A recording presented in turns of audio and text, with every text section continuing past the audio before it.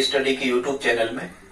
छात्रों, इसके पहले हम आपको बाल विकास के सिद्धांत, बाल विकास की विशेषताएं आज हम बताने वाले हैं और बाल विकास में जो अवस्थाएं हैं उनके उपनाम, बाल विकास को प्रभावित करने वाले कारक, ऐसी कुछ चीजें आपको बता चुके हैं, आप देख सकते हो। आज हम आपको बताने वाले हैं बाल विकास की विशेषताएं और बाल विकास का इतिहास और उसके प्रकार। आइए देखते हैं। सबसे पहले हमने विकास के प्रकार या विकास के पक्ष लिखे हैं। छात्रों, विकास कई प्रकार का होता है, लेकिन हमें शिक्षा मनोविज्ञान में जो विकास पढ़ना होता है ये मुख्यतः 6 प्रकार का होता है, जो हमने यहाँ लिख रखा है। आप देख सकते हो। शारीरिक विकास मतलब वृद्धि, उभार आदि शामिल है। मानसिक विकास मतलब इसमें ये बुद्धि लब्धि से लिया जाता है। सामाजिक विकास, सामाजिक विकास कहलाता है कि बच्चे ने समाज में जो नियम बनाए गए हैं, सामाजिक जो नियम, जो मान्यताएं हैं, जो जिसके कारण हमारा समाज ठीक तरीके से चल पा रहा है, उसके नियमों को बालक ने कितना सीखा है, कितने लोगों से वो मेल जोल रखता है, समाज के नियमों को मानता है या नहीं मानता है, ये सामाजिक विकास कहलाता है। इसी प्रकार का होता है नैतिक विकास। नैतिक विकास का मतलब होता है कि बालक में संस्कार कितने आ गए हैं, कहां तक वो संस्कारों को सीखा है, कितनी अच्छी बातों को सीखा है, ये नैतिक विकास कहलाता है। संवेगात्मक विकास का मतलब होता है छात्रों, जैसे क्रोध या प्रशंसा या हंसी या भय, इन पर नियंत्रण करना, इसमें कहां तक छात्र का विकास हुआ है, ये संवेगात्मक विकास कहलाता है। और छात्रों, भाषाई विकास कहलाता है, भाषा पर पकड़ या किसी भाषा को लिखना और उसे बोलना, उसकी व्याकरण का ज्ञान आदि। छात्रों, फिर कभी आपसे प्रश्न, हाँ, इनके सबके सिद्धांत हैं अलग अलग, हम आपको बताएंगे किसने क्या सिद्धांत दिया है, कौन सा सिद्धांत किसका है। कई लोगों ने शारीरिक विकास, जैसे सेल्डन है, आप ठीक है, इस टाइप से शारीरिक विकास के सिद्धांत उन्होंने दिए। चोमास्की है, भाषा विकास का सिद्धांत दिया। इस टाइप से बहुत सारे सिद्धांत हैं। वाइगोटस्की का है सामाजिक विकास का, ठीक है, नैतिक विकास का फ्राइड का भी है। हम आपको अलग से इन सब के बारे में बताएंगे। अभी यार हम देख लेते हैं। तो ये छात्रों, हमने आपको प्रकार बताए हैं, कितने प्रकार के विकास के बारे में पढ़ना है। कभी यदि अब यहाँ से आप कहोगे प्रश्न कैसे आते हैं, कभी यदि यहाँ से आपको प्रश्न आ गया कि निम्न में विकास का प्रकार नहीं है या विकास का प्रकार है, तो आप इस प्रकार के प्रश्नों को यहाँ से समझ जाओगे। फिर छात्रों, हमने बच्चों के विकास का यहाँ क्रम लिख रखा है कि सबसे पहले यदि यहाँ से प्रश्न आता है कि शारीरिक जो विकास है, बाल विकास, उसका सही क्रम क्या है, जो राइट सीक्वेंस है वो क्या है। तो सबसे पहले छात्रों, बच्चों का शारीरिक विकास होता है, उनमें उनका दिमागी विकास नहीं होता सबसे पहले, ना सामाजिक ना नैतिक। सबसे पहले शारीरिक विकास होता है, इसके बाद में उनकी बुद्धि बढ़ती जाती है, मतलब मानसिक विकास होता है। जब मानसिक विकास होता है, इसके बाद में वो अपने परिवार के साथ रहता है, रिश्तेदारों के यहाँ आता जाता है, दोस्त मित्रों के साथ रहता है, तो सामाजिक विकास होता है। और सामाजिक विकास के साथ साथ ही उसका नैतिक विकास होता है। मतलब सीक्वेंस में ये दो तो आप ध्यान रखो, शारीरिक विकास और मानसिक विकास, ठीक है, ऐसे ही प्रश्न आएगा, क्योंकि सामाजिक विकास की नैतिक विकास लगभग समान ही कहलाता है।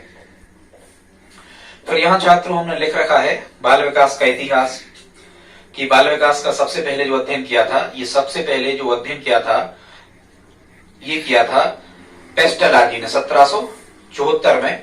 ये मनोविज्ञान का अध्ययन लिखा है, मनोविज्ञान का अध्ययन पेस्टलाजी ने किया था 1774 में, स्वयं के पुत्र अल्बर्ट पर। और अल्बर्ट की उम्र थी 3.5 वर्ष लगभग। इसे अल्बर्ट ने क्या कहा, बेबी बायोग्राफी, ठीक है। फिर यदि आपको ऑप्शन में ये पेस्टलाजी आता है, तो ये बाल विकास का जनक कहलाता है पेस्टलाजी, इसे आप सही माने। पहले इसे बाल मनोविज्ञान कहा जाता था, लेकिन 21वीं सदी में इसे बाल विकास कहा गया। बाल मनोविज्ञान का जनक है जॉन लॉक और थॉमस हॉब्स। देखो, बाल विकास का जनक हम कह रहे हैं पेस्टलाजी, लेकिन ये जो बाल मनोविज्ञान का जनक है वो जॉन लॉक और थॉमस हॉब्स। कैसे याद रखोगे, मनो लिखो है शब्द, बाल मनो लॉक नहीं कर पाए, ठीक है, कुछ भी तस से मस नहीं हो पाएगा, लॉक नहीं कर पाए, जोड़ लेना इस टाइप से। इसके बाद में यहां लिखा है छात्रों, विकासात्मक मनोविज्ञान का जनक। विकासात्मक, बाल मनोविज्ञान बात अलग है। बाल मनोविज्ञान का मतलब यहां होता है कि बच्चों के मन की बात को समझ लेना, ये बाल मनोविज्ञान। भाई, मनोविज्ञान जरूरी क्यों है शिक्षक को? वो इसीलिए कि बच्चे की इच्छाएं, बच्चे की रुचियां, बच्चे की अभिवृत्ति, बच्चे की अभिक्षमताओं व्यक्तिगत विभिन्नता के आधार पर ही हमें बच्चों को पढ़ाना है अलग अलग, ये हमें समझ में आना चाहिए। बच्चे के मन की बात को शिक्षक समझने वाला हो, इसलिए हमें बाल मनोविज्ञान या शिक्षा मनोविज्ञान की आवश्यकता पड़ती है। तो बाल मनोविज्ञान का जनक कहा जाता है जॉन लॉक और थॉमस हॉब्स को। लेकिन ये अलग से चीज लिखी, विकासात्मक मनोविज्ञान। विकासात्मक मनोविज्ञान का जनक कहा जाता है स्टैनली हॉल को। 1893 में इसने अमेरिका में बहुत सारे प्रयोग किए। स्टैनली हॉल ने इसने वहां बाल अध्ययन आंदोलन चलाया था अमेरिका में, और यहां 2 संस्थाओं की उसने स्थापना की थी। ये लिखा है चाइल्ड स्टडी फॉर डेवलपमेंट और चाइल्ड वेलफेयर सोसाइटी। तो चाइल्ड स्टडी फॉर डेवलपमेंट और चाइल्ड वेलफेयर सोसाइटी, इन दोनों की स्थापना पूछे जाते हैं छात्रों ये किसके द्वारा की गई थी? ये की गई थी स्टैनली हॉल के द्वारा अमेरिका में 1893 में। उसने बाल अध्ययन आंदोलन चलाया था। और छात्रों, विकासात्मक मनोविज्ञान पर सबसे ज्यादा यदि कार्य करने का श्रेय जाता है तो वो जाता है William Fritz, Jean William Fritz प्याजे, उनका पूरा नाम है विलियम प्याजे। हालांकि हम आपको इनका संज्ञानात्मक विकास का सिद्धांत और नैतिक विकास का सिद्धांत और सामाजिक विकास का सिद्धांत अगले किसी वीडियो में हम बताएंगे प्याजे के। छात्रों, इसके बाद में यहां लिखा है भारत में बाल विकास की जो शुरुआत हुई वो कब से मानी जाती है? तो उसको आप ध्यान रखो, 1930 से मानी जाती है और कलकत्ता विश्वविद्यालय से मानी जाती है। यहां किसका योगदान रहा कलकत्ता विश्वविद्यालय में? तो गीजू भाई बधे का। नाम ध्यान रखें आप, गीजू भाई बधे का। इनकी एक पुस्तक है दिवा स्वप्न। गीजू भाई बधेका की पुस्तक लिखी है दिवा स्वप्न। और छात्रों, बाल विकास की शुरुआत का श्रेय गीजू भाई बधेका को ही जाता है भारत में 1930 में। और जो बाल केंद्र शिक्षा और प्रगतिशील शिक्षा हम आगे आपको बताएंगे क्या कहलाती है। भारत में जो बाल केंद्र शिक्षा है छात्रों, बाल केंद्र शिक्षा का मतलब होता है कि ऐसी शिक्षा पद्धतियां जो बालक के इर्द गिर्द बालक की रुचि, बालक की इच्छाओं, बालक की अभिवृत्ति, बालक की अभिक्षमताओं को ध्यान में रख के बनाई जाए ताकि बालक उसमें कठिनाई का अनुभव ना करे, ये बाल केंद्र शिक्षा कहलाती है। इसमें शासन, प्रशासन, संसाधन, पाठ्यक्रम, पाठ्यचर्या सभी के सभी इस प्रकार से निर्धारित किए जाते हैं कि बालक को केंद्र बिंदु में मानकर ये सब बनाया जाता है ताकि बालक को कठिनाइयों का सामना ना करना पड़े, बालक का संपूर्ण विकास हो सके। इसके लिए जितनी भी शिक्षा में जो कुछ भी सिस्टम व्यवस्था में चल रहा होता है वो सबका सब बालक को ध्यान में रखकर बनाया जाता है। इसे हम कहते हैं बाल केंद्रित शिक्षा। माने प्रत्येक चीज में ये ध्यान रखा जाता है, प्रत्येक चीज बनाते समय, नियम बनाते समय, पाठ्यक्रम बनाते समय और अन्य संसाधनों का प्रयोग करते समय कि ताकि बालकों को कठिनाइयों का अनुभव ना हो। इसे बाल केंद्र शिक्षा कहते हैं। आगे कभी और बाल केंद्र शिक्षा और प्रगति शिक्षा इसका अलग आपको वीडियो हम आपको प्रोवाइड करवा देंगे। तो छात्रों, बाल केंद्र शिक्षा का जनक भारत में गीजू भाई बधेका। फिर यहाँ लिखा है बाल विकास का अध्ययन किसके अंतर्गत किया जाता है? तो बाल विकास का जो अध्ययन किया जाता है ये बाल मनोविज्ञान के अंतर्गत किया जाता है। अब याद रखना, मतलब बाल मनोविज्ञान का ही एक विषय है बाल विकास। बाल विकास सीमित क्षेत्र है, बाल मनोविज्ञान ये विस्तृत क्षेत्र है। बाल विकास अब कभी कभी प्रश्न आता है कि किस शताब्दी में बाल विकास के अध्ययन को सबसे ज्यादा महत्व दिया गया। यहाँ ये छात्रों हमने परीक्षा में से पूछे गए कुछ प्रश्नों का ही संग्रह किया है, बड़े ध्यान से समझें। यहाँ से 1 या 2 प्रश्न बन जाते हैं जब कभी। बाल विकास के अध्ययन को सर्वप्रथम महत्व 20वीं शताब्दी में मिला, इसको याद रखना। ये हम बताई तो चुके थे आपको, child study for development and child welfare society, ये 2 संस्थाओं की स्थापना का श्रेय किसे जाता है? स्टैनली हॉल को। अमेरिका में 1893 में उन्होंने बाल अध्ययन आंदोलन स्टैनली हॉल ने चलाया था। ठीक है, ऐसे याद रखना। पर आंदोलन को पर किसी लोगों ने स्टे लगा दिया था, ऐसे जोड़ लेना। स्टे ना ले, लोग कहते थे इसके साथ के स्टे ना ले, स्टैनली हॉल के साथ के, पर वो आंदोलन चला रहे थे। यहाँ एक फैक्ट और लिखा हमने, परीक्षा में पूछा गया कभी। सर्वप्रथम बाल सुधार गृह की स्थापना कहां से शुरू हुई? 1887 से न्यूयॉर्क से। संसार का पहला बाल सुधार गृह जहां बालकों को रखा जाता है, अपराधी या समस्यात्मक जो बालक होते हैं, अपराधी प्रवृत्ति वाले, उनको बाल सुधार गृहों में रखा जाता है। हम आपको बालकों के प्रकार आगे कभी बता देंगे। इन सब अपन को इन सब बालकों के बारे में पढ़ना होता है। सामान्य बालक, प्रतिभाशाली बालक, सृजनात्मक बालक, समस्यात्मक बालक, बाल अपराधी प्रवृत्ति वाले बालक, बहुत सारे इन बालकों की विशेषताएं हमें पढ़ना होती है। इसके बाद में किसने 20वीं शताब्दी को बालक की शताब्दी कहा है? तो याद रखना, क्रो एंड क्रो। ठीक है, क्रो एंड क्रो ने 20वीं शताब्दी को बालक की शताब्दी कहा है। यहाँ भी लिखो है क्रो माने एक का हुआ, फिर यहाँ लिखा है एक का हुआ माने दो का हुआ, तो ये दो के बाद में जीरो लगा दो आप, ठीक है। तो 20वीं शताब्दी को बालक की शताब्दी कहा है क्रो एंड क्रो ने। फिर यहाँ लिखा है विकास की प्रक्रिया, हाँ कब, ये प्रश्न जब कभी आ ही जाता है कि विकास की प्रक्रिया कब से प्रारंभ हो जाती है, तो कई बच्चे यहाँ लिख देते हैं जन्म से जीवन पर्यंत, कई लिख देते हैं जन्म से किशोरावस्था तक। ये बिल्कुल गलत है छात्रों। विकास की जो प्रक्रिया होती है वो गर्भावस्था से प्रारंभ हो जाती है और जीवन पर्यंत चलती है। व्यक्ति मरते दम तक सीखता है कोई ना कोई चीज, किसी न किसी क्षेत्र का उसका विकास मरते दम तक होता जाता है। गर्भ से सीखता है, जैसे चक्रव्यूह आपने सुना होगा, चक्रव्यूह वेदन सीख लिया था अभिमन्यु ने अपनी माता के गर्भ में ही रह के, अर्जुन ने सुनाया था, तो ठीक है, ऐसा आप समझ लेना।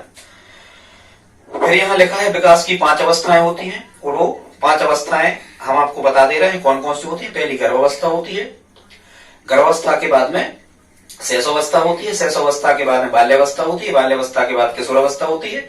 अच्छा, एक चीज याद रखना, हमें बाल विकास में केवल किशोरावस्था तक का ही अध्ययन करना होता है, लेकिन कहीं कहीं प्रौढ़ावस्था को भी बाल विकास के अंतर्गत जोड़ दिया जाता है। इस प्रकार से ये 5 अवस्थाएं हो जाती है। एज लिमिट वगैरह हम आपको इन अवस्थाओं की, हालांकि एज लिमिट कुछ नहीं है, जैसे हम कहें कि शैशवावस्था, तो शैशवावस्था में लगभग जो एज लिमिट होती है ये होती है जन्म से 6 वर्ष तक भारतीयों के अनुसार, और पाश्चात्य जो देश हैं उनके अनुसार जन्म से 5। फिर ऐसे ही जो बाल्यावस्था आ जाती है 280 दिन की गर्भावस्था होती है, पता ही है आपको। फिर इसके बाद में आ जाती है बाल्यावस्था, तो बाल्यावस्था जो होती है आपकी वो 5 या 6 से 12 वर्ष तक होती है। फिर 12 से 18 तक किशोरावस्था होती है, और 18 से जो 24 तक होती है वो प्रौढ़ावस्था होती है ना, आप ध्यान रखो। और भी हम आगे विशेषताएं आपको बताएंगे एक अलग वीडियो में। तो ये 5 विशेषताएं हमने आपको बता दी। इसके बाद में एक विशेषता लिखी है विकास निरंतर चलने वाली प्रक्रिया है। हम आपको बता रहे थे विकास कभी खत्म नहीं होता, वृद्धि खत्म हो सकती है एक निश्चित एज में, वृद्धि मतलब भार और लंबाई नहीं बढ़ेगी आपकी, पर विकास जीवन पर्यंत चलता है, निरंतर चलता है, ये सतत। फिर यहाँ लिखा है विकास को स्पष्ट इकाइयों में नहीं मापा जा सकता। जैसे भाई किसी की बुद्धि बड़ी है तो कितनी बड़ी है, किसी का नॉलेज बड़ा है तो कितना बड़ा है, समझ रहे हैं आप, इसको मापा नहीं जा सकता। वृद्धि को माप सकते हो आप, लंबाई और भार को माप सकते हो आप। किसी चीज, कोई व्यक्ति ने कंप्यूटर में दक्ष हो गया है, कोई मैकेनिक बहुत अच्छा बन गया, इसको आप माप नहीं सकते, अंकों में तोल नहीं सकते आप इसे। फिर यहाँ लिखा है विकास में हम चिंतन करते हैं, तो कभी ये प्रश्न आया था, हमने वहीं से उठाया है। विकास में हम चिंतन करते हैं किस चीज का, उसकी कार्य क्षमताओं का। बिल्कुल सही कि वो कितनी कार्य क्षमता उसकी बढ़ गई है, उसकी परिपक्वता, उसकी शारीरिक और मानसिक या बौद्धिक या सभी प्रकार के विकास में कितना वो परिपक्व हो गया है, उसकी शक्ति ग्रहण करने की क्षमता। यहाँ शक्ति ग्रहण करने का मतलब होता है कि ज्ञान या नॉलेज ग्रहण करने की उसकी कितनी क्षमता आ गई है। विकास में इन चीजों का चिंतन किया जाता है।